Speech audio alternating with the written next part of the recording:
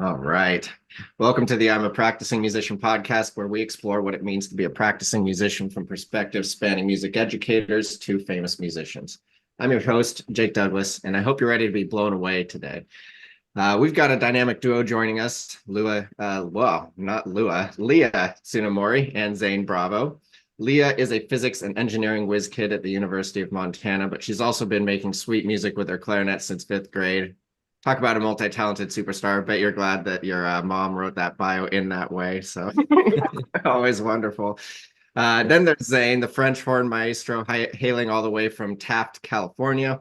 When he's not blasting those majestic notes with the marching band or symphonic wind ensemble, he's studying to become a music educator, spreading the joy of melodies to the next generation. Together, these two are an unstoppable force, marching to the beat of their own drums, or clarinets and French horns in this case. Get ready to be inspired, entertained, and maybe even learn a thing or two about what it takes to be a true practicing musician. So, thank you so much for joining me today. I always start the podcast with a question, which is, in your view, what does it mean to be a practicing musician? Leah, let's start with you.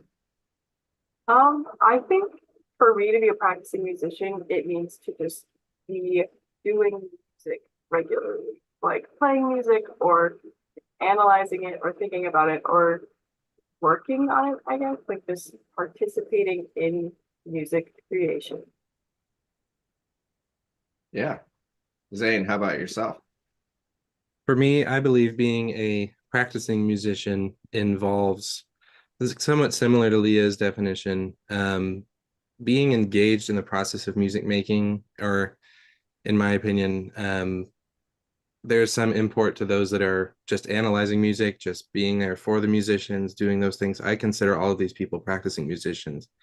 And that's just because we as humans have such a good outlook on music, and we all have different tastes, all these different types of music we enjoy.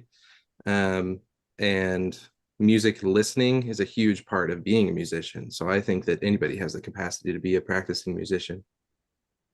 Yeah, and so when you're in that mode of practicing, Leah, or listening, Zane, or just participating in some way, how do you take the external, what you're experiencing just in your everyday lives, and turn that into inspiration for your music making?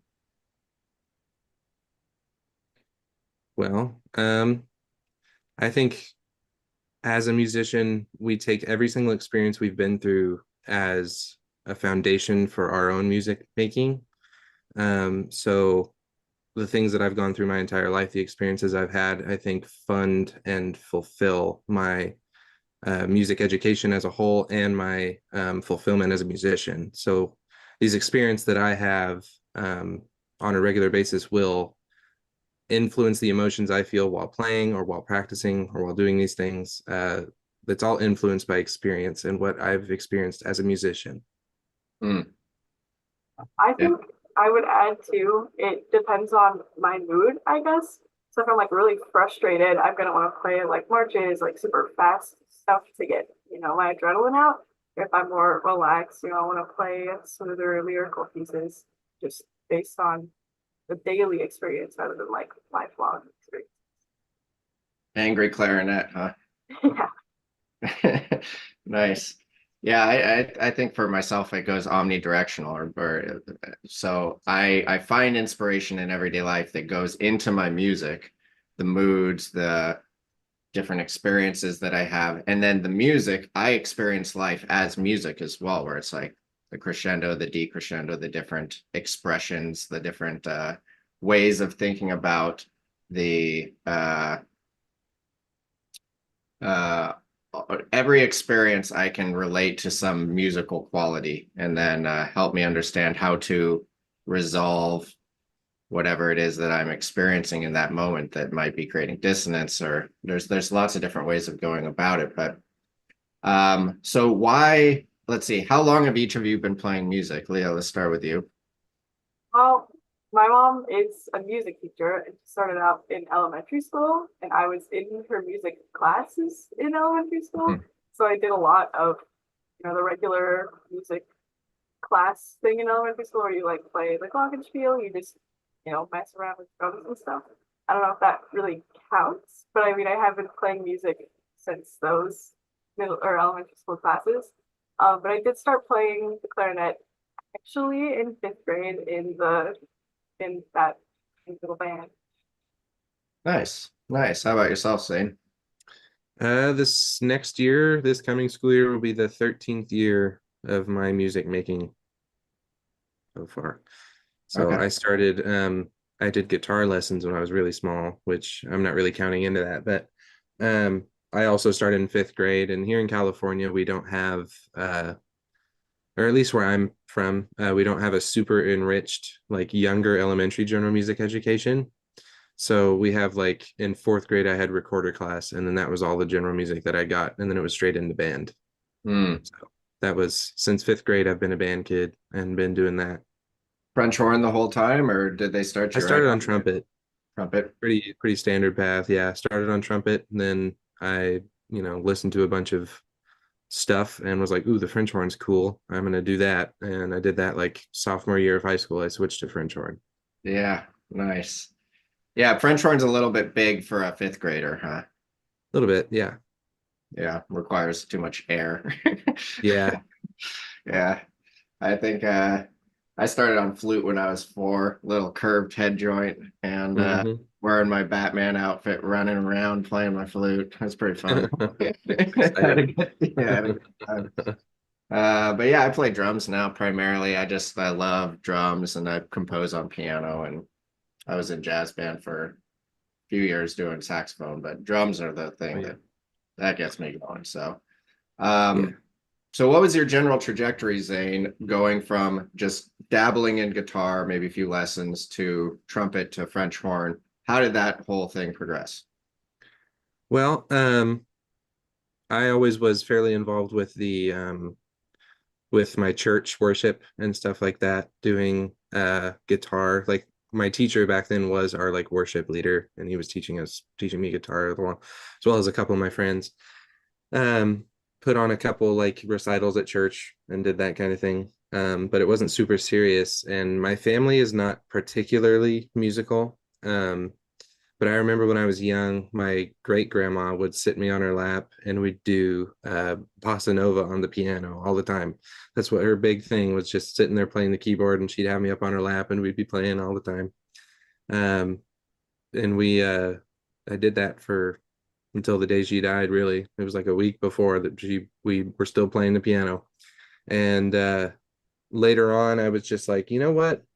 I would be the only one in my family doing this kind of thing. So I'm going to go try and do this and make something of it. And I really, I obviously am a music education major. I really want to teach music and be in that field. And a big part of that was by third or fourth grade, I already knew that I wanted to teach in some sense. And then Mhm. by the time I got to high school, I was like, well, now I really know I want to teach music, and that's what I want to do.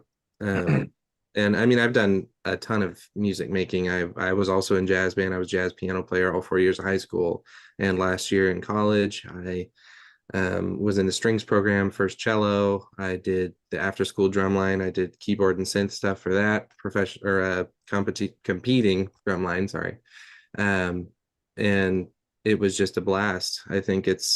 I would never trade it for anything, and it's enriched my life in such a way that I want to continue that on to the next generations and push for these programs and these amazing music making opportunities for students. Yeah, that's incredible to know that that was your path that early on to become a music educator. It's got to be pretty fortunate. Um, and wow, what that's a very diverse set of instruments that you play there. You're not sticking to one family. You're dabbling in all the instrument families. Yeah. Yeah, that's incredible. Leah, how about yourself? Have you played other than glockenspiel and hand drums as in the general music class? Has it been pretty much clarinet the whole time? Yeah, I haven't really expanded my horizons much. I tried to learn the guitar. Oh, did it cut out? Okay, I tried to learn the guitar over the summer once. That did not go very well. I went like 3 chords, and then my hand was really too small to get over the neck. Um, and then I picked up the ukulele because I thought that would be easier because it's smaller, and that I learned like the super basic like G and C major chords, and that's about all I've got. So Two chords. You can make a million songs with two chords. Nice.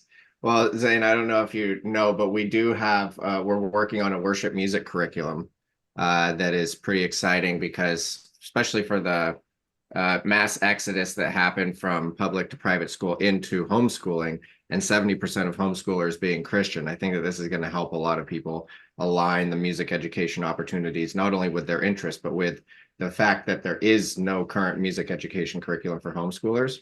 And so, were you homeschooled growing up, or did you just take lessons with your worship pastor? I was never homeschooled. I took lessons with our worship leader, just at his house weekly. I would Mhm. go there and we paid for him, and that was it. And other than that, that's the only, and I'd say that was in like second grade. I was very young at the time. Mm. Um, and it only went for about a year, and then I moved on to other stuff. Um, but uh, until college, after that, I never took another private lesson either. So it was all the way up to college that I had no private lesson until then. Yeah, I think that there's something to be said about the having a foundation of some lessons on an instrument, finding the instruments that you're actually interested in, and then exploring on your own because you have a framework for how to practice. You have a framework for what the theory is, but then you get to develop your own style. And Yep. that's really important. So that's cool. And Leah, so how did you go from music to physics and engineering? Yeah. So I think in middle school, I also wanted to be a music educator because it felt like music and band class was the only time that I really enjoyed myself. And that carried through high school until probably my junior year. I took a chemistry class and I thought it was just the greatest thing. And so I ended up starting as a chemistry major here. And then I totally hated it. The professor sucked and was horrible. And I was like, oh, man, this is not what I want to do with the rest of my life. Mhm. Um, and I ended up taking a physics class for my engineering degree. And I loved it. I loved how hard it was and how much it challenged me and pushed me. And I started doing that. But I still had like the tiny little bit of need. It's like, oh, but I could like teach music still, but I don't have the qualifications for it. But it would be fun. Yeah, nice. It's so important to have the right teacher, Yeah. which, one teacher could be great for one person and not great for another person. So it's interesting. I think that the new technology that is possible to build uh, allows for a personalization that will reveal that there's a lot of students who we think either aren't smart because of standardized test results or because of just them acting out in class, when the reality is that we have a one size fits all educational system, and we cannot it because of the limitations of a teacher with 20 to 40, 50, 60 students at a time. We cannot speak to each individual's interests and align with their learning styles. And uh, I think that we're in a very exciting time where that's going to be much easier to accomplish. Um, so what is your goal with physics and engineering? Do you understand? Do you have a vision yet? Um, kind of. There's a couple different options. I could definitely see myself doing lab work and experimentation, figuring out the world. I could see myself doing that, or being an engineer instead of just physics, and working at an engineering firm, just doing projects. Like I could definitely see myself designing and making bridges. I think that would be cool, or just Mm, like other buildings and structures. Uh, that's what I'm hoping for. nice. Yeah, I mean, we got the up here in Seattle area, we got the Tacoma Narrows disaster that happened, so you just gotta stay away from that. Have you heard about that bridge collapse? Oh yeah, I think we learned about it in my intro to engineering class. We learned about that one, and Galloping Gertie was the other big one. Okay. Yeah. Well, I guess we're famous up here. Good stuff. Yeah, that's exciting. I think that there's a lot to do with and just a lot to discover. Have you looked much or thought much about what it is that uh Elon Musk's vision is with his AI to build an AI to understand the physical universe? I am kind of afraid of AI, so I try to pretend it doesn't exist as much as I can. Okay. Yeah. Yeah. You're a matrix rather than a utopia kind of, yeah, leaning towards that. Fair enough. Yeah, it definitely could happen. We'll see. Yeah, I actually just did a report on Neuralink, which is this like computer chip Yeah. brain implant, and they actually got it in a guy recently. So Mhm. that's kind of super freaky. But the main intention is really good because it's supposed to like help nerve synapses so people with paralysis can start regaining control of their own limbs, which is really cool and a really noble cause. But down the line, the implications get a bit less human like. Yeah. Yeah, I mean if I guess if it is very noble to want to fix the different nervous system disorders because, and I think totally possible too, because it's just an impulse that goes from one neuron to the next through the, myelin sheath. And so if you have enough fatty tissue around the nerves so that then it can conduct the nerve impulse from one to the next, then theoretically all nerve damage should be able to be fixed. And it sounds like with the guy that they had worked on, he's able to control computers and stuff with his mind. Now, so they haven't quite fixed the physical aspect yet, but the fact that they've tuned him into the kind of electromagnetic fields and enough to be able to control a computer is pretty phenomenal. Yeah, Uh, they yeah. they had a monkey that was able to play like the ping pong game where you have like the two ones in the ball going from Pong? side to side. Yeah, he was Yeah. able to control that with the monkey's Neuralink implant. That's Wow. crazy. Yeah, that's amazing. I want to play Pong against a monkey. Yeah. That sounds like fun. Uh, okay, cool. Well, so Zane, you're going to be a senior coming up here, Hmm. and you're looking to be in music education in the public school system, or what are you thinking about doing with your career? Um, I've had a pretty open mind on what I've intended to do. When I got to college, it was more, oh, I'm going to be a high school band director. And that was like everything. This is what I'm going to do. I don't care what else happens. Mhm. Um, but throughout the experience of college and the classes I've taken and being in the education school there, um, has really opened my horizons for all types of music learning and all these things, even stuff because it was mostly like, well, I haven't experienced that, so I don't want to try and teach it. I haven't done it. But Mhm. now it's like, man, I really want to try doing that. I want to try and teach these classes that I've never taken or teach these super different subjects.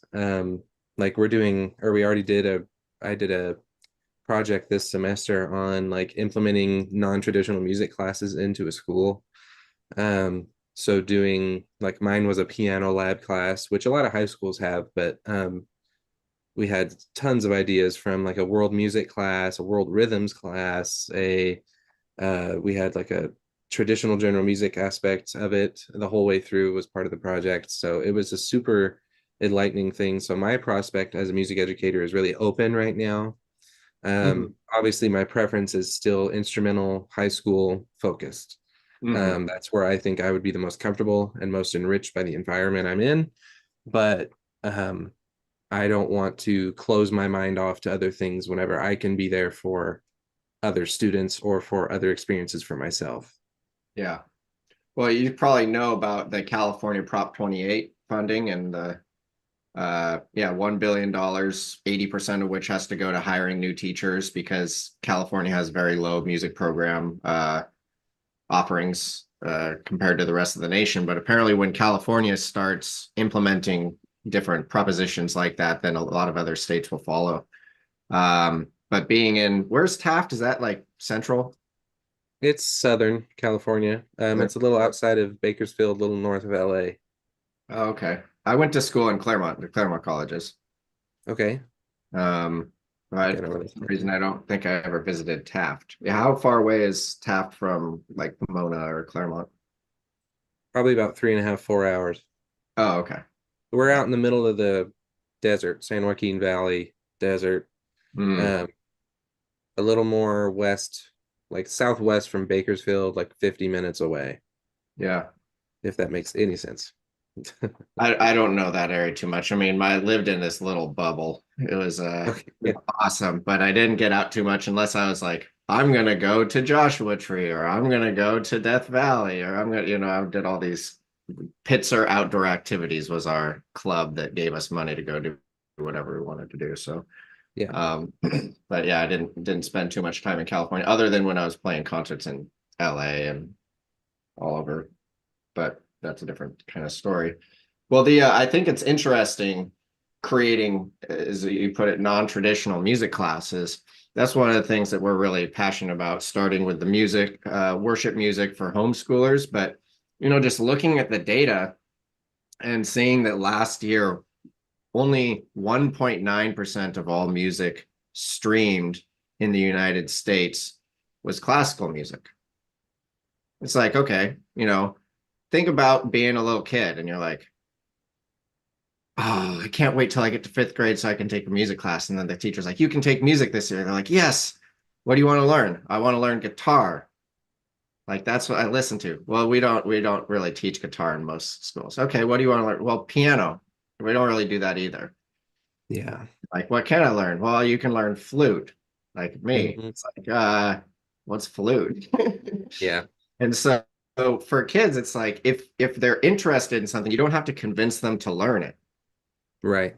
They're going Right. to do it because they're interested in it. But for Hmm. some reason, we're still teaching concert band and strings, which has a lot of academic value. It's very beneficial. You get to learn blend and balance a lot more doing that than you would with electric instruments. And there's a whole lot of other reasons why we would want to maintain that. But then you have to you created a barrier to entry for the students because now they Yes. are going to learn the music that they actually listen to. Yeah. At least the vast majority of kids listen to. You Hmm. know, I grew up in a family of classically trained musicians, so in a sound like Leah, I know you were as well. Zane, and your family, were they classically trained or? No, I'm kind of a black sheep in that way. I took everything differently. My family was like my parents were not very musical at all. And Mhm. then but my grandparents were like folkish. That was pretty much it. Like American folk and did like whenever we would have family get-togethers on my dad's side, it was like 8 old guys around a fire with guitars and then that was it. None of them knew how to read or like do anything, but they did play guitar, you know. Heck yeah, it's the way to So, do yeah. it. Are you Brazilian or why was your grandma playing bossa nova? I should ask I that. think she was just into it. She played bossa nova and then she'd turn right back around and play gospel. So that was like that was her whole thing. She was just super into it and she'd be in her room all alone just playing all the time. Yeah, nice. Well, so Leah, have you ever thought about using your physics or engineering degree to make a new instrument? Oh, I haven't really thought of that. I I've definitely like been playing an instrument and thinking about the physics of the sound inside of it and thinking about like how music works. Yeah. Um, rather than like making an instrument, but just analyzing the ones that already exist. Hmm. So you wait, you have or you have not done that? I have thought about it, like, clarinets being weird with like being hot and cold versus like sharp and flat compared Yeah. to other instruments, which kind of do the opposite. Um, and there was this video online that was I can't remember which saxophone. It was some like a very sax or something, and then they put a traffic cone in the horn of it to make it play extra low and vibrate more. I thought that was really cool. So I was thinking about like, oh, how does that work? When does it stop working? How many traffic cones can you stack in there before the sound starts to just dissipate? And it's just rather than thinking about, how can I make a new instrument? How can I add traffic cones to the saxophone to make it work weird? Mm-hmm. Have you seen Donald Duck in Math and Magic Land? No. Okay, you gotta watch that because it goes back to the Pythagoreans and like the very first Western tuning system and how they created the different intervals based off of strictly math. And this is like a half an hour program, but phenomenal understanding of like how we built the relationships between the different notes in the Western, at least Western tuning system. But the other thing I'm interested in, have you heard of cymatics? No? The I'm not. physics of sound? I mean, I haven't heard it by that term, but I've learned. I had a class called oscillations and waves, and that was, yeah, sound is just waves. So I know a lot about how that works. Yeah, so cymatics is like understanding the how different frequencies manifest in the physical. So yeah, it's a pretty phenomenal. I've never actually tried doing this. Maybe I should. I don't know if I can share while we're live streaming. But there's like you can see at certain frequencies whether they're putting it into water or they're putting it into well, the water is really interesting because we as human beings are made of about 70% water. And at certain frequencies, the pattern in the water is very chaotic. In fact, most frequencies. And then at other frequencies, it's very organized in these sacred geometrical patterns. And the higher the frequency, the more detailed, I suppose, that pattern is. And so we can see the reason why music has such a profound emotional effect, because if we're created of water and these patterns emerge that are either chaotic or organized based off of the actual frequencies that are used in relation to each other, then we can see how those patterns emerge in us that make us feel certain things. It's a pretty phenomenal branch of physics, but yeah, I'd suggest looking into that if you're interested, because it's always blown me away, and I'm working on a few projects that are incorporating some of those principles into the music that we're composing, based off of, well, we're just accelerating spiritual growth. Accelerated spiritual growth is the name of that group. But yeah, I think it's very interesting to see now. With you are both currently at University of Montana, and you're both in the marching band currently? Right. Yeah. Have been. I'm not going to be in it this following year or this coming year. Okay. And I'm interested, what was the deal with University of Montana sports teams and the friction between I'll just put it that way, the friction, I suppose, between the sports teams and the marching band? What was going on there? It's a national headline and pretty unbelievable in my opinion, but I'd like to hear it from your perspective, since you're actually students in the marching band dealing with that on the ground.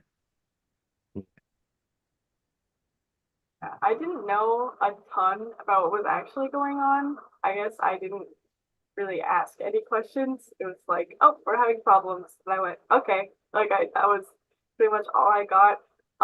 But after talking to some people before, I just remember feeling like, the school doesn't care about music. They only care about the sports teams. And it's like, they get to do all these things. And the thing that always makes me really mad is that the football players get full ride scholarships. They get everything that they want. And I remember, I think it was my freshman or sophomore year, they all got like electric scooters, and they got full ride scholarships, electric scooters, they got room and board, they got food, they got everything. and they, not to be presumptuous, but a lot of them are probably just like, you know, business majors or finance. I mean, finance is important, but like just not, you know, crazy majors, and they just get paid to do air quotes nothing. I'm sure they're still doing like hard work and they still have to do things, but it's not as challenging as a physics degree, but they get to just, get paid to do so much less. So that's frustrating, but that doesn't really have to do with the the whole the whole issue there. But You're airing it out though. It's yeah, good. I just Bring it that's all out there. my my what is that, pedestal? Yeah, my TED talk. Yeah, there's a interesting line in a Modest Mouse song. I forget which one, but he writes, "All them eager actors gladly taking credit for the lines created by the people tucked away from sight." And it's the exact same thing. It's like, yeah, I mean, they're technically the face because they're in the game, people are watching on TV or in the crowd and everything, but there's all these things happening behind the scene that would make what they're doing obsolete if those people didn't exist. But they're gonna take, like, we get the free scooter and we get Yeah, all this, we get the scholarships and stuff. It's interesting. There's a lot of issues that I take with the uh free market capitalism model that the vast majority of institutions in America operate off of. But so did you actually not play any of the games when this was going on, or did your director, was he able to push back and say, no, we're going to continue to do our thing? I think so this all started with our school decided first, and then our rival school, Montana State University, decided at the same time. Their board voted that they were just going to sell the seats so normally we have our big rivalry game and it switches off every year between which school it's at. And the other school's marching band travels to be at the game and have their own spot in the stands with the other band and perform. And it all kind of started, even this whole not playing, this issue with us being limited during stand tunes and stuff like that at the games and stuff. It all started with our school deciding to sell MSU's tickets for their seats at our game. That's where it all started, which was upsetting and sucked. And it was, we all really look forward to that game and having the collaboration with other fellow musicians across the state. We find that to be really important. And we're always on good terms. The bands always collaborate with each other. We leave the issues to the football teams. That's not our business. But it sucked because the school decided to sell it. And I mean, I get it. They make another $50,000 off of doing that.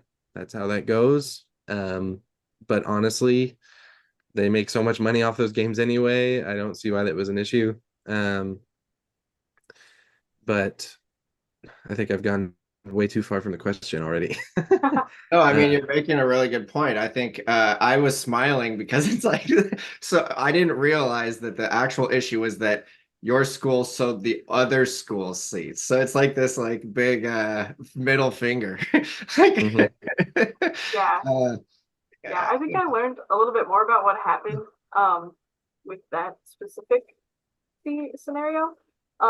So they wanted to sell the tickets as a season pass, because like they sell season passes and then they also sell like the entry tickets for just per game. And they had this whole section that they couldn't sell as season passes, which are worth more because most people come and pay a lot more. And they couldn't sell that section as season passes, and they had to do it as those daily entry tickets because of the one game that they wouldn't be able to sit there for. So they couldn't sell those seats as season passes, and they were really upset about it. So they sold them as season passes, and so the people who come to every game could sit there and yay, a new cash grab just because they couldn't sell the daily tickets and yeah. had to do the season pass. Yeah, that's crazy. I mean, so because how much does it cost for out-of-state tuition? Probably 35,000 a year. It's like it's like 50, it's like 50,000 if you don't have the WUI. If you have the WUI scholarship, then it does go down to like 25,000, but it's a lot without any Yeah. scholarships. Yeah. My cost has gone down since I started going, but pretty much every year I'm paying almost $47,000 a year to go to school there. Yeah, that's so crazy. So And so how many seats were they going to take away? Because it seems like like if they did that so that they could make $50,000 more off of a single game, but then they're pissing off 100 people that are paying $40,000, $50,000 a year. That's a dumb move. Like it doesn't yeah, make well, I'll say it. I don't know if Leah feels the same way, but I'll say as an out-of-state student, University of Montana is not nearly as supportive of out-of-state students as I've seen other schools be. So they do a lot for in-state students, and I understand that. I understand having the homegrown attitude and wanting these students from Montana to go to Montana schools and do those things. Um, but I mean, the out-of-state students are paying a lot of money to go there.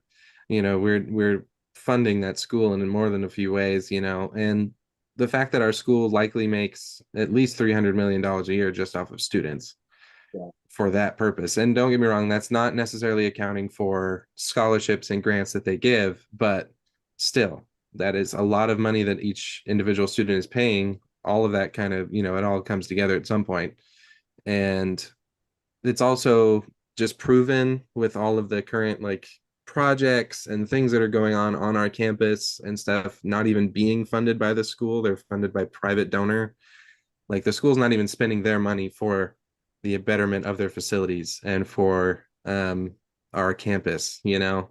so the issue with like the marching band kind of just spurred a discussion that started like people questioning our administration at our school and what they do with their money, because they make at least, I mean, they make millions of dollars a year just off football, let alone student tuition and government funding and all of these different things that culminate into this school.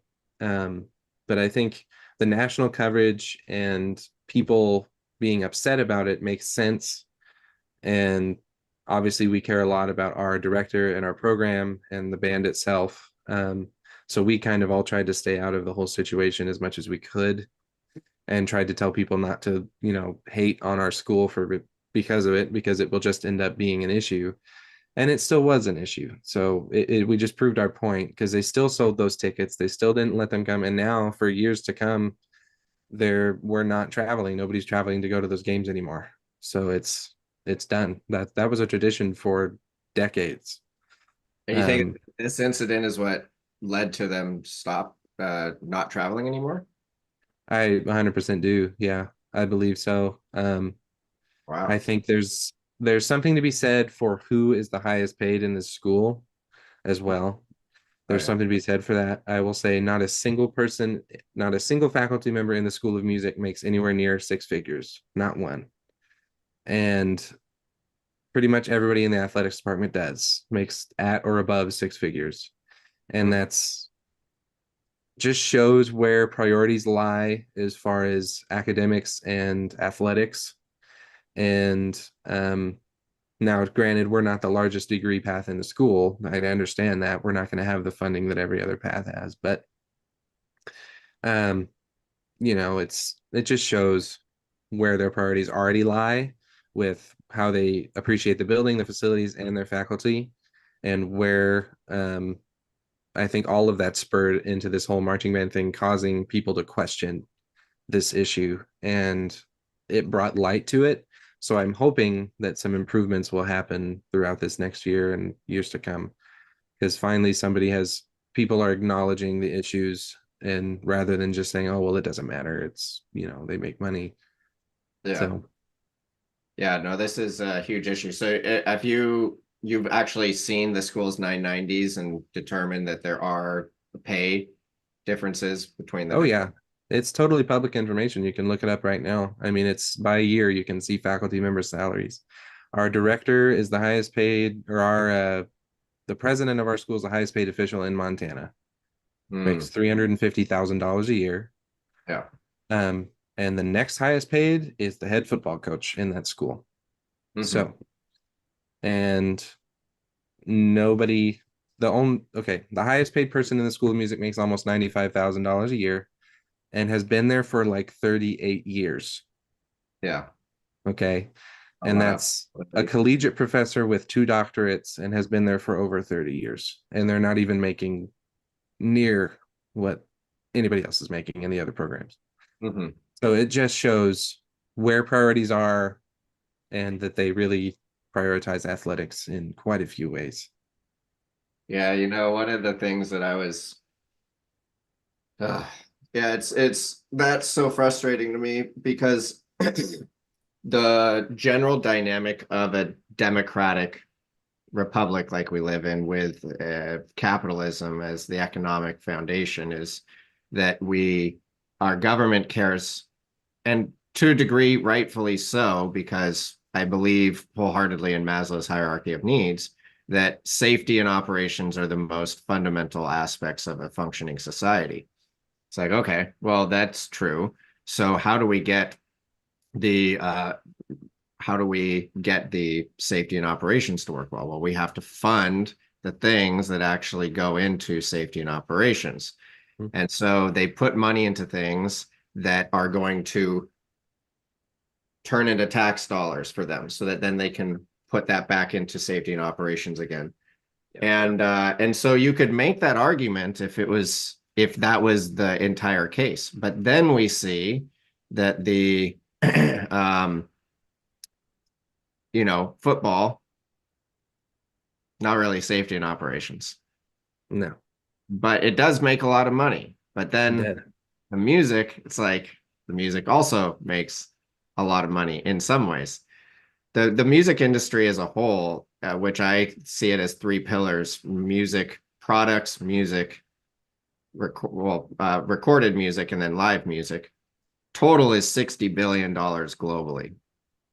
There are 41 companies on the Fortune 500 list that each of them make more than the entire music industry combined.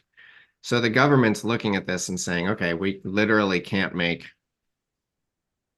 we can't get enough money for our operations and for our uh, safety by taxing the corporations or the individuals within this particular industry. But then what ends up happening is then they cut money for music education because that is not producing the return on investment that they want. And then Yeah. it creates less people to actually buy the products because who do you sell a music product to? You sell it to somebody who plays music. Mm-hmm. And who's going to be more interested in listening to music or going to live shows? Somebody who's interested in music. So it's like it's creating a downward spiral, and it's this ever kind of like spiritual war between the people that are really looking at things from a numbers perspective and people that are looking at things from a well-being perspective. Mm-hmm.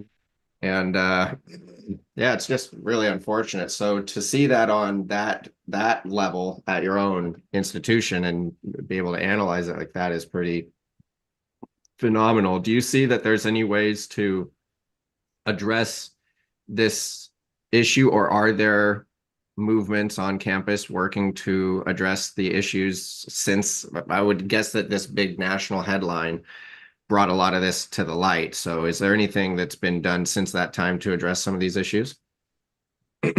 Well, obviously I am still just a student, and I do think that um I should know more than I do, but I don't. um I have had meetings with the director of the School of Music and the dean about these issues. They do take to heart what students have to say about their program and what issues come on. Um, and I have been told that the directors of the other schools are now paying attention to them a little more. The president of the school has taken a few visits to the School of Music now and has actually been there. Um, I think some changes are on the way, some proposed facilities improvements. I mean, our building hasn't been touched since the 50s.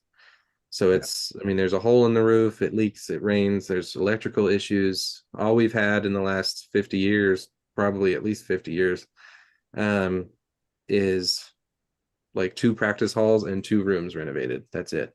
Mm. And what they're doing right now, I mean, they're building a new dining hall, they're building a forestry building, they renovated the business building, they renovated a dorm, they're building a new dorm, they're building an outdoor indoor practice facility, they built the arts museum. And it's like all of this was grant funded, don't get me wrong, but the school allocates that money for projects. Yeah. Like this money isn't just going willy-nilly into what they decide. It's what they've pushed for and they think is going to bring them the most yield in money back towards them, because they're not going to foot the bill on a building that's not going to bring them more money. And I understand to an extent, because I mean, I would rather have the facility a little underappreciated than the school go under, but they're not even close to going under. Mhm. So I think a big thing is happening, but I guarantee you it's not going to be a quick or all-encompassing solution. I can guarantee you that. It's not going to be a full building renovation or a different allocated funding. No, it's going to be, we did take another budget cut for the coming school year for the School of Music. So, club funding and club things have already taken a hit. We've had to cut programs, we've had to change teachers. I mean, there's already a national issue with teaching and like get retaining teachers, but then now they're getting rid of these tenured positions, they're getting rid of these positions where people can get, can actually improve in their field. It's just this is not an overnight kind of issue to solve. So Yeah. it's definitely something is happening. People are being more appreciative of the arts programs at our school. And this is also including like the media arts programs and the journalism programs and things like that. These are all programs that I believe are fairly underappreciated in our school and probably on a national level. Mhm. So, but it just goes to show that it's all an attitude change. That's all it would really take, is for people in higher positions to have an attitude change towards music education as a whole, because what they see as dollar signs, others see as fulfillment in their life and appreciation for the humanities side of the world, you know. So it's just insane to me that people can't, I believe that we as humans were made to appreciate the humanities and be our focus. But obviously in the world we live in, that's not possible. And I understand that. Uh, but I think more appreciation for the humanities is needed on a administrative level. Yeah, I agree Yeah. wholeheartedly. I think I have some to add too. Back like when you were talking about the buildings, the building that I'm in is full of asbestos. There's signs where it's like, don't rub up against the walls, don't, bump into the walls too hard, don't scratch your chair across the floor because there's asbestos in the tiles and in the ceiling and everywhere. For the And physics department? for the physics department, yeah. The whole And math it's building too, yeah. the math building's a mess too, but yeah, and our renovation is our elevator is getting fixed because that doesn't work. So the building's not accessible. It's full of asbestos. It's terrible. And we also have, I haven't checked the salary page, but I know that our professors don't make what they wish they would. Um, and there's classes that aren't offered. There's a class that I needed for my major that wasn't offered in the past 3 years. I think they didn't offer it for 4 years too. Um, and I had to go like beg for the class to be offered before I graduate so I can actually get my degree because there's not enough people to teach it. There's not enough staffing. There's not enough funding, or even STEM majors don't get enough money because it all It's goes a to athletics. it's a required class for your major. Yeah, and they weren't going to offer it. They were like, we don't have anybody to teach it, so we might just waive the credit. You just might get your degree without this class. Like, that's crazy because it's Yeah. really important. It's an important class, and it just, man, why not offer it? Crazy. Yeah. Yeah, I think that there's well that's that seems like a serious health hazard to just leave asbestos in the Yeah, building. it's crazy. Uh, yeah, I don't know.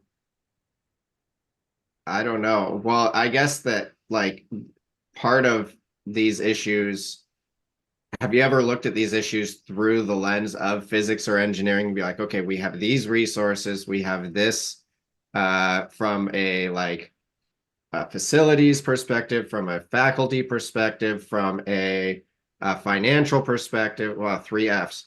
Do we have these resources? How do we actually allocate these in a way that would allow for some of these inequities to be solved? Because even this is one of the things before Bill Gates went to Harvard that he did for Lakeside right here on 145th, about 2 miles away from me is where he went to school. He went in, and what he had to do is he had to figure out how to schedule all of the students' classes using technology so that then they didn't overlap and they actually had enough time between their passing periods to go from one class to the next. And like that's all technically physics. Like how do you physically move resources from one place to the next within the time constraint that we have? So I don't know if there is a solution. I'm looking at the endowment for University of Montana, 241 million. It seems like a lot, but how many like departments do you have? How much faculty do you have? How much like I don't know what like have you thought about it from any of those perspectives or Yeah, I definitely have. And if I was in finances shoes, I think I'd be doing well, I wouldn't personally because I have a heart. But if I was in their shoes and had to look at the spreadsheets that they have, it makes sense to put more money where the money's actually coming in.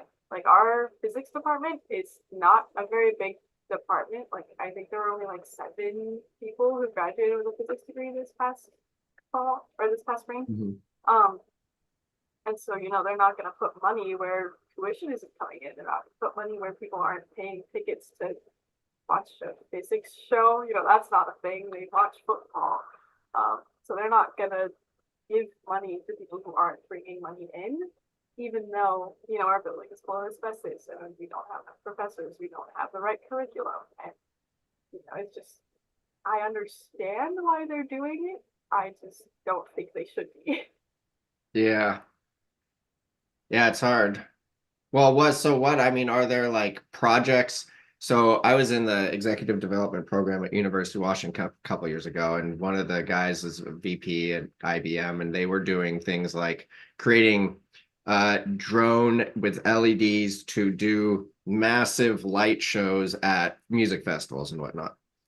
Very cool technology. Suggest looking it up on YouTube. It's awesome. But those are the types of things where you're blending physics with something that can make a lot of money. Are there types of projects that you think could be worked on internally by students as coursework that could lead to additional revenue that could be utilized for some of these needs?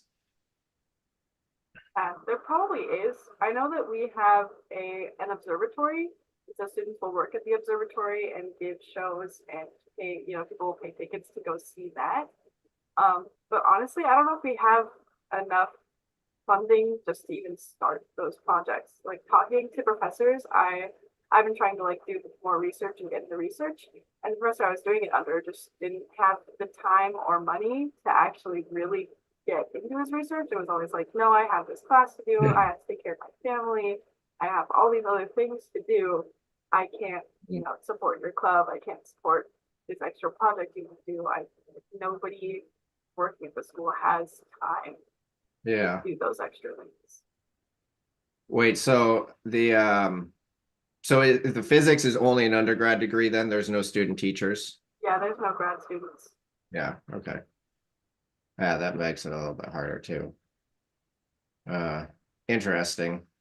Well, with one of the things that we're working on, actually, I can't even get into that right now. But one of the things that's really interesting from like a music standpoint is that could be potentially seen as relevant is if you have to perform well, let's see. So I beta tested our program in 5 schools. I went into the schools, worked with them every single week for an entire year. 3 of them were part of the Catholic Archdiocese in Seattle. And they're small private schools that had maybe 8 kids, right? You're not going to get a full sound. In fact, you're not even going to get all the instruments in a band with 8 kids. So how do you then reorganize the composition? How do you rearrange it so that it's useful and actually sounds decent for the instrumentation that's available, right? Which Zain, maybe you can talk about that a bit as a music educator, education major. Like, how do you look at rearranging the actual compositions in instances like that? Or have you even been in that scenario yet? Well, I did here in Missoula. I did some early field experience with her name's Kristen Godoni. She's a teacher over at Hellgate Middle School in Missoula. But there are some classes where it's like 12 people max, where that's just how it is, and you got to work with it because you're not going to just have them sit there and do nothing or all play one instrument. That's boring. So, through COVID, they also started making those what are they called? They're kind of watered down scores. They're just parts, I don't remember what they're called, but they have them where it's like part 1, part 2, part 3, and you can put those on any instrument, and they have it in all the keys. So it's like, if I have 12 students, maybe I'll have, these 3 on trumpet, these 3 on a saxophone, these 2 on clarinet, 1 on flute, 1 on, like stuff, very generalized instrumentation, but you can still play a full piece and still play an actual composition that is for a full band. It is watered down instrumentation, but they're not as good as I would hope they'd be, but they are fairly well written compositions that can really help a program that is small like that. And it's just getting creative with how to rearrange the instrumentation. Yeah. Have you dealt with that very much in music, Leah, being a clarinetist, which is not like typically like front and center? Like you have to figure out how to fit in, or you don't have enough of the other instrumentation to be able to perform what the piece was written to require.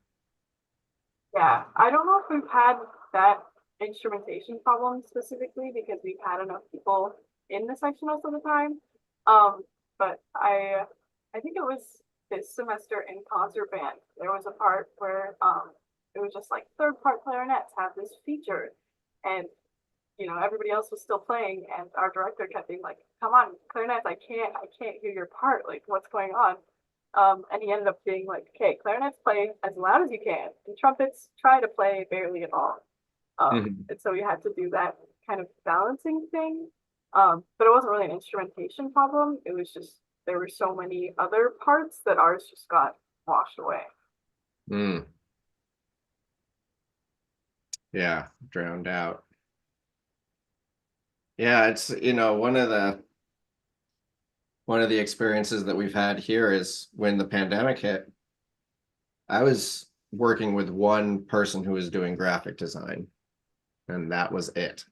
We don't have any money. Like, I funded this whole project over the last 7 years. I got a small investment, enough to make the first 2,000 videos. Since then, I've been funding it as by waiting tables. And I was the only person working on this when the pandemic hit. And it's like, okay, well, I got to figure out how to actually serve people. So it was just observing the general environment, seeing that people were having to create their own content, and figuring out through my research that the industry average cost of creating a video tutorial is $1,500 for 1 minute. Wow. No wonder that's crazy. Yeah, no wonder not many people do that, right? We were able to create 2,000 video tutorials from ideation phase to on our site, with post-production, with Emmy award-winning director, Emmy award-winning photographer, videographer, members of the Seattle Symphony performing, production assistant, three 4K cameras with Zeiss, like just the highest quality equipment for $100 per video. The logistical process that forced us to create a logistical process that was vastly superior. That was pre-pandemic. When the pandemic happened, then I realized that the logistical process was vastly superior and decided to put that into the cloud as a virtual assembly line. And we were able to create another 1,500 video tutorials, 3,000 pieces of sheet music, 3,000 assignments and assessments with 5 new instrument curriculum completely from scratch that we hadn't even had before. And the total cost was $48,000. So that brought it down to $6 a piece. And so, you know, one of the things that I've realized is there's a ton of people who, and this entire time, even my family was like, you can't do this. There's no possible way you can do this. And what I've realized is it's like from you know, just even going back to Einstein, the theory of relativity, right? Like the laws of physics are the same for all non-accelerating observers.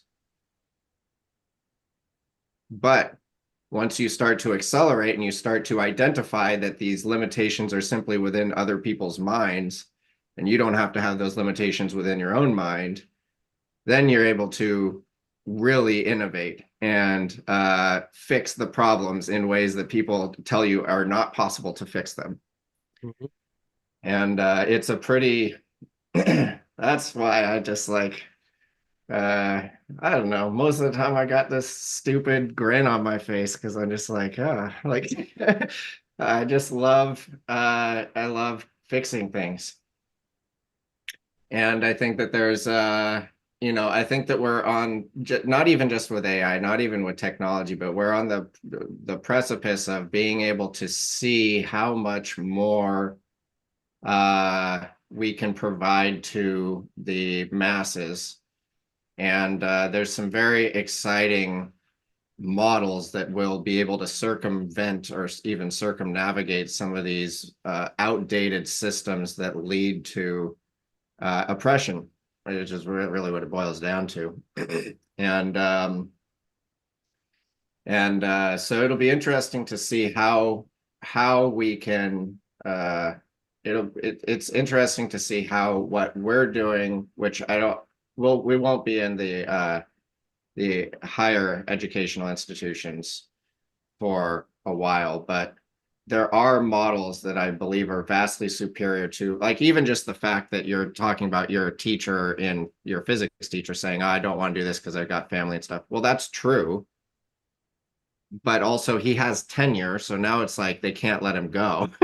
so like he doesn't really have to support the students that he's supposed to be serving.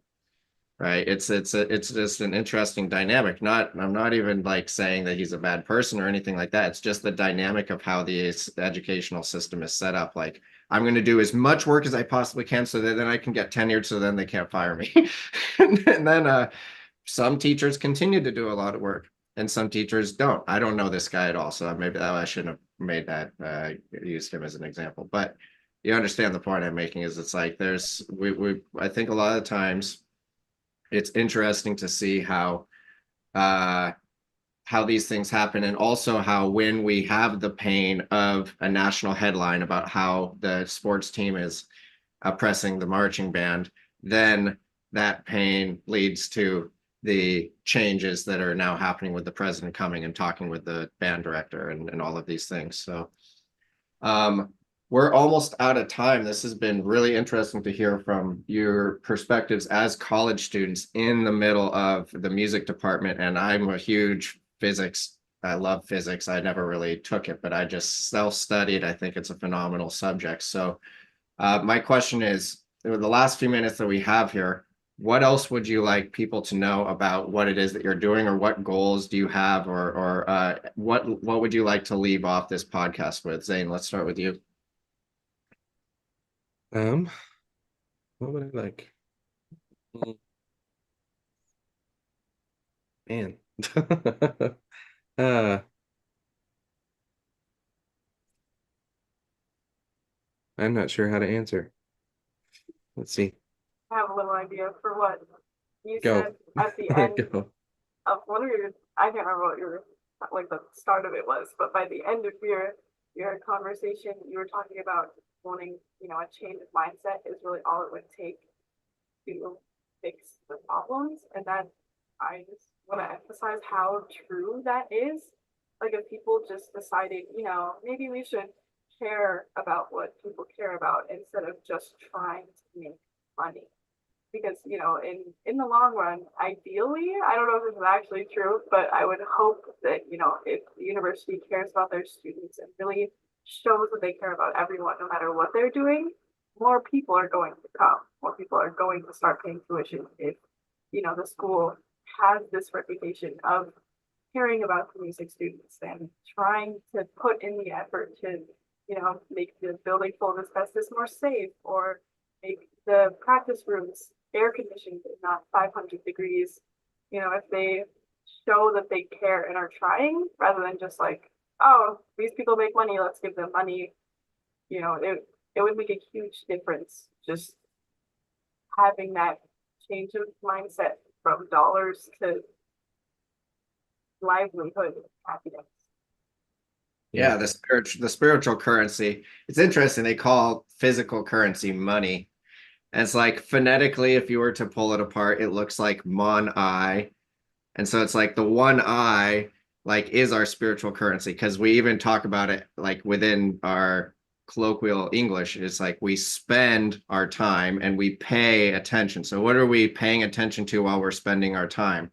If we're paying attention to this physical, stupid green piece of paper, then that's what's going to turn into. But if we spend it on like the well-being of everybody, then there will be a lot more green paper. Like you don't need to worry about the green paper. What's this thing doing? Like you need to worry about the actual constituents. And in doing that, it'll turn into this other third dimensional like manifestation. So yeah, I think that's a really good call out. Zane? Well, going off of that as well, um, there are schools, there is higher education institutions that model that kind of behavior. Like if you go to a lot of the higher education schools in the southern United States, they have appreciation for their entire music program and their entire athletics program. That's huge. Um, and I think something that's really important is that change of mindset. I think it's just the idea that there are people that are born and bred to be football players. I get it, like they're gonna go do that, but it's like 1 in 600,000 people make it to the NFL, you know, and there's got to come a point with some realism, and that applies to music too. That applies to music education as well. I'm not saying that, but because it's true, not many musicians go on to make millions of dollars and become crazy recording artists. That's not how it is. But I think we can appreciate the small stuff more if we would pay more attention to it. I think we take so much time out of our day to care about what this celebrity thinks, to care about what this musician is doing, to care about what this football player is up to care what it goes on and on. It's all these different fields. But I think it's huge that we should water that down to the point where we can appreciate that this is a humane thing that we are doing. Everybody can do this. This is something that anyone can be a part of. There's a lot of situations where that's not the case, and that goes back to you saying about oppression and how it's an oppressed art form where we have all these specific boxes that we fit people into, all these specific boxes that we fit compositions into. It's so easy to sit down and say, let's fix this, let's change our mindset. I understand it's difficult, but I feel that it could be simple. It could be just people in positions of power or positions of influence being able to do their job and due diligence with what they've got and be like, you know, even the little guy deserves to go try and play violin if they want. Or even the little guy deserves to go play on the football team every once in a while.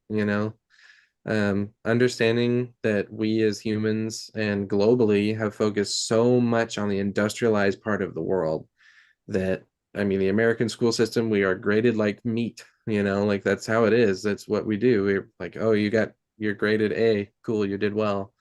Um, it's just so, I don't even know how to, it's so dystopian in my opinion. It's just like, heaven forbid we focus more on what makes people happy and what brings enjoyment into our lives, and give people the due time and facility to be able to do that. Yeah.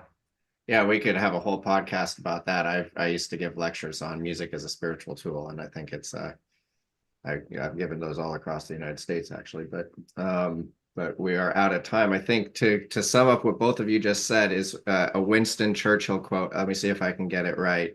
Something about somebody when they were in the war, somebody said, "Well, if you cut the arts programs, then you'll have more money to win the war." And he said, "Yeah, but without the arts, then there's no reason to even have a war or live." Mhm. I agree. So if we had more people like Winston Churchill, that'd be great. But thank you both for joining us. And I'm going to end the stream now, but it was a very interesting conversation. I hope that we can do it again soon. And thank you all for tuning in to the I'm a Practicing Musician podcast. We'll see you next time.